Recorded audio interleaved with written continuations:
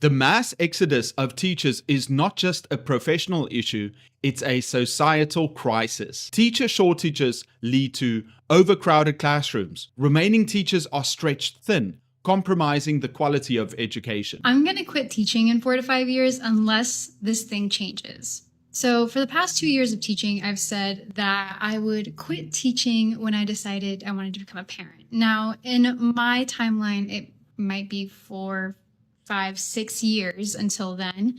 And so, in my head, I've always just been like, this is how long I'm going to be teaching for. And then I'm going to try to get a different job.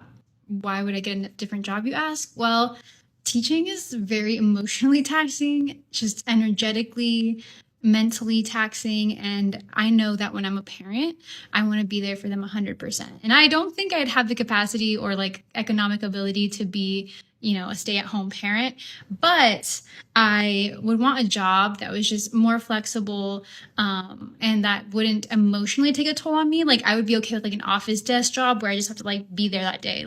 That might be kind of boring, but I would want to save my energy for my children. All that being said, I recently have been seeing the light a little bit of maybe I could stay being a teacher and a parent, because this year I'm teaching 3 classes of seniors, 2 classes of sophomores. And with those 3 classes of seniors, I am so happy and I don't feel emotionally or mentally exhausted. However, with my sophomores, it's a different story. And I've realized I've only been teaching sophomores really for the past couple years, 3 years.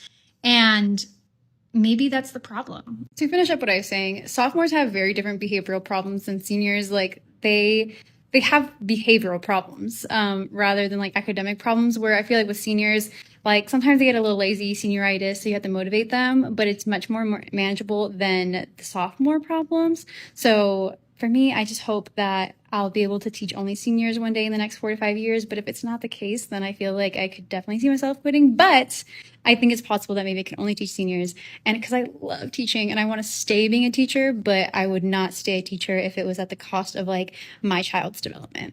Reduced student outcomes. Lack of experienced educators negatively impact academic performance and student morale. As a teacher, I was ready. I was ready to be underpaid. I was ready to teach the kids based off a curriculum that was sold to my district. I was ready to meet those difficult kids with compassion and understanding. I was ready to work long hours and not get paid for them. I was ready to put the little money I did make back into my classroom. I was ready to go above and beyond to create a safe learning environment for all of my students. I was ready to collaborate with parents in order to make sure their child got everything they needed in order to be successful. I was ready to work with every resource specialist in my school to make sure every student of mine got what they needed. I was ready to learn on the fly and think on my feet, since most education programs don't adequately prepare you for the real teaching experience. I was ready to be exhausted at the end of every single day, since I chose a career that I had to pour all of my emotion and energy into. I was ready to use my body as a human shield in order to protect every single one of my students. I was not ready to be hit and to have things thrown at me when a child isn't getting what they want and have nothing done about it. I was not ready to have the environment I quite literally paid money for to be destroyed by a child not getting what they want and have nothing done about it. I was not ready to have to evacuate my classroom multiple times a week because one child was destroying the room and have nothing done about it. I was not ready to be a general education teacher and be given a class with multiple students who are identified with behavioral needs, have absolutely no resources, no aids, support, or anything of the kind.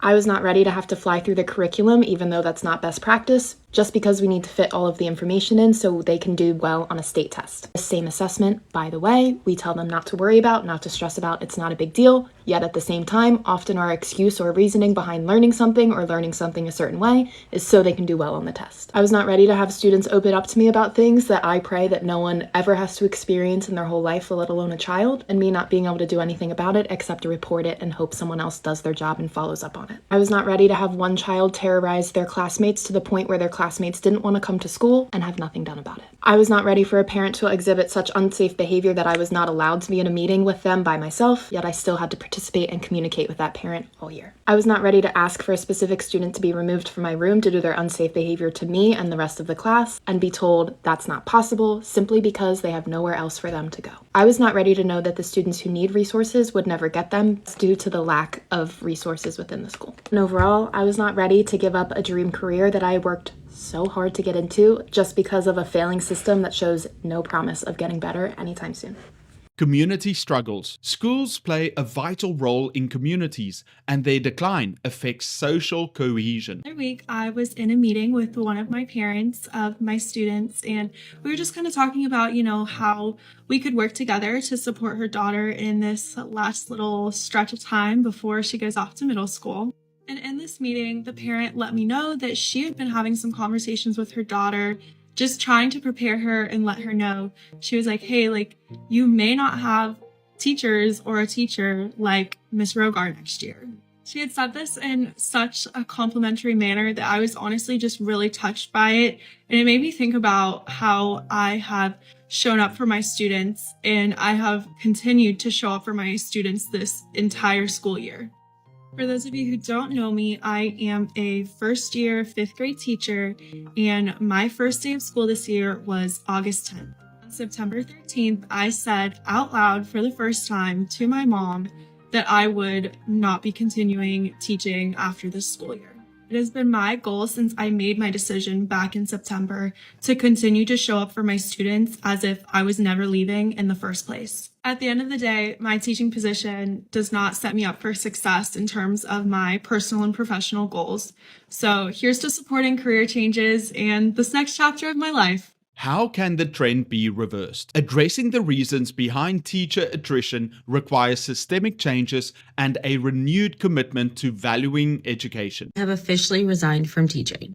I went and talked to my principal today and was like, I'm not coming back. Do you know how hard it was to say those words out loud to someone who has literally always supported me, always been there, knows all about my social media, and has never once said anything negative about it? That was the hardest conversation I've probably ever had in my life, and it needed to happen, but that literally was so hard. I'm I know the job obviously stresses me out, but things in life always will, but I am excited to see the next avenues that this whole thing will take me. And you know what? If I want to return to the classroom in 10 years, I would like to come back, which is what was my favorite takeaway from the meeting. And also just the fact that I have an amazing admin support that supports mental health and all this stuff, and they completely understand. And that is all I could have asked for when having this conversation about leaving teaching. But what's harder is to not change my perspective and realize I have had a great 2 years of teaching. I can't wait to see what's next, but it doesn't mean it's not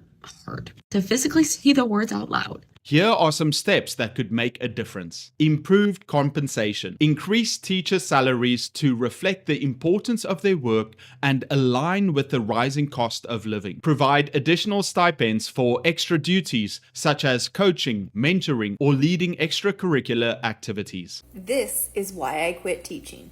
This comment comes from a video in which a teacher talks about the unrealistic work expectations of a lower elementary school teacher and how physically, mentally, and emotionally demanding those work expectations are on a single individual. And this is something that I hear all the time as a teacher career change expert. I literally speak with hundreds of teachers every single year who tell me part of the reason they are leaving the profession is because of the unrealistic work expectations being put on them. And in addition to this, the unrealistic standards that teachers are held to. We expect teachers to work like they have no families, no other outside commitments, and nothing else on their radar other than being a teacher. And we expect them to behave like perfect angels on a pedestal at all times. And this is setting teachers up for failure. Because at the end of the day, teachers are human too. Teachers want to be able to work and have a family. They want to be able to be emotionally present at their job and be emotionally present with their families. They want to be able to work a full day and then go to their other outside commitments without the weight of the world on their shoulders. And if we don't start listening to these types of concerns from teachers, more and more teachers will leave the profession. Follow for more honest conversations about leaving education. Workload reduction. Simplify administrative processes and hire support staff to handle non-teaching tasks. Implement realistic expectations for lesson planning and grading.